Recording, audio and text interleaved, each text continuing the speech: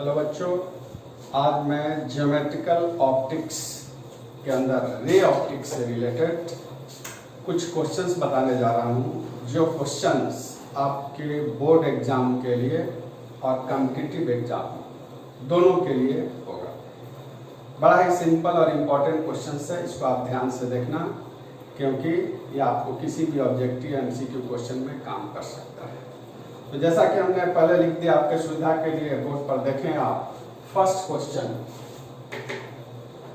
What is the radius of curvature and focal length of a plane mirror. पहला question कर रहा है कि रेडियस ऑफ कर्वेचर और फोकल लेंथ एक प्लेन मिरर का क्या होगा। ये आपको ध्यान में रखना है, याद रखना है। तो आप बताएं इसका आंसर क्या होगा। तो रेडियस ऑफ कर्वेचर और focal length of a plane mirror दोनों ही इंफिनिटी होगा। इस बात को आप ध्यान से देखें। Second question, name the type of mirror which has focal length infinity. उस मिरर का नाम देना है आपको जिसका फोकल लेंथ इंफिनिटी होता है। तो आपको याद रखना होगा, ये है प्लेन मिरर। ठीक उसी प्रकार से थर्ड क्वेश्चन में आप आ जाए। तीसरा question, show variation of u object distance and v image distance in case of a convex mirror. Convex mirror के केस में u और v के बीच वेरिएशन दिखाना है। That means you have to draw graph.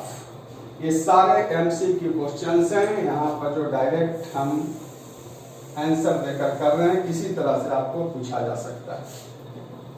तो v और u इनके बीच में जब आप ग्राफ देखेंगे तो ये ऐसा है। तो ये तीसरा क्वेश्चन, थर्ड आपको याद रखना है first. Similarly fourth question, which mirror is used as driver's mirror. मतलब ड्राइवर के पास कौन सा मिरर यूज किया जाता है आप जानते भी होंगे, फिर भी आप याद रखते हैं, कॉन्वेक्स मिरर। तो इस प्रकार से ये हम लोग का हो गया ऑब्जेक्टिव क्वेश्चन, जिसको आप ध्यान से। अब इसके बाद एक और क्वेश्चन हम लोग करते हैं, ध्यान से आप देखें। An object is placed on the principal axis of a concave mirror. ध्यान से देखें, concave mirror of focal length है 10 centimetre at a distance of 8 centimetre from the pole. Find the position and nature of the image. तो ये concave mirror है और इसमें आपसे पूछा जा रहा है इमेज का पोजीशन और नेचर। तो आप देखें इसमें क्या दे रखा है हम लोग को, फोकल लेंथ दिया है f, और सिंपल सा एक, यदि हम चाहें तो फिगर को देख सकते हैं। आप ऐसे देखें, कॉनकेव मिरर हो गया इस प्रकार से, और f ये मान लिया जाए ऑब्जेक्ट, और ये radius of curvature, centre of curvature. तो मान लेते हैं कि यहां से कोई ऑब्जेक्ट है O पॉइंट पर, और यहां से ऐसे इंसिडेंट करता है, तो ये इस प्रकार से जाएगा, और यहां से यदि चाहें तो सेंटर से ऐसे मिला सकते हैं। ये सिचुएशन सिंपली आप देखें, ऑब्जेक्ट से यहां से रे गया और ये कॉनकेव मिरर है इस प्रकार से, जिसमें आपको दिया है 10 सेंटीमीटर, ऑब्जेक्ट डिस्टेंस 8 सेंटीमीटर। स्वाभाविक है कि रे जो है इधर से जा रहा है। तो हम लोग जानते हैं, साइन कन्वेंशन में देखे थे कि यहाँ पर फोकल लेंथ f जो है पोल से ही मेजर किया जाएगा इस प्रकार से। तो इंसिडेंट के अपोजिट डायरेक्शन में जा रहे हैं, तो f नेगेटिव लिया जाएगा -10 सेंटीमीटर।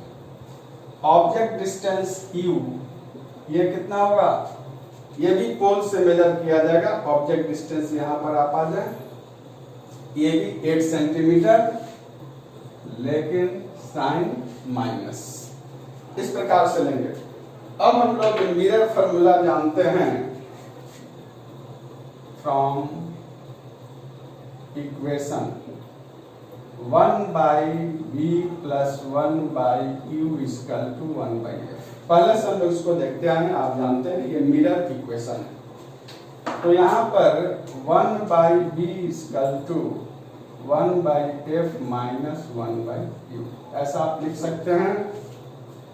दूसरी बात,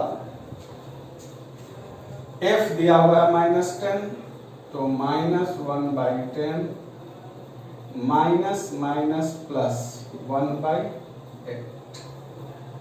यदि से आप सोल्व करेंगे तो 10 8 अगर ले लिया जाए तो आपका LCM 40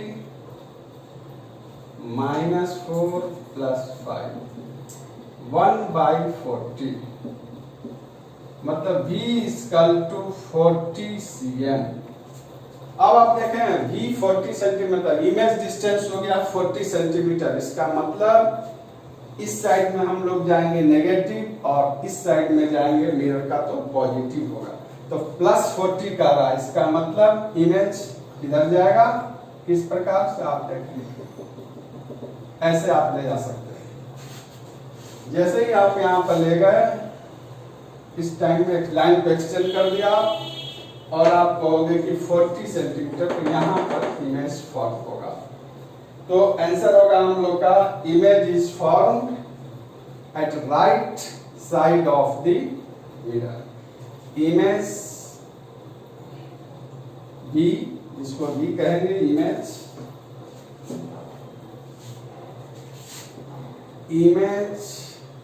is formed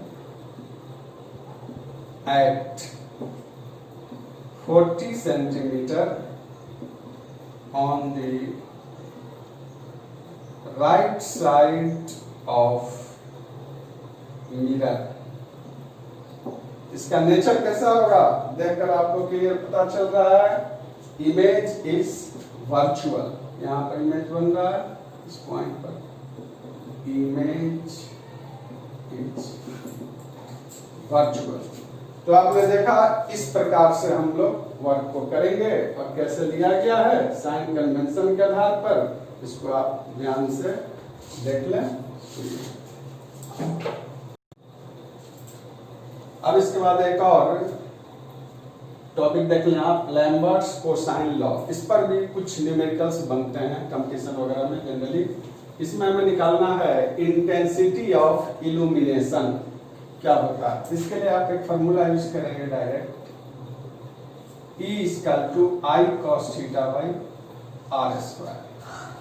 intensity of illumination के लिए ये यूज करते हैं। I इक्वल टू, जैसा कि आप देख रहे हैं, I equal to luminous intensity हो गया।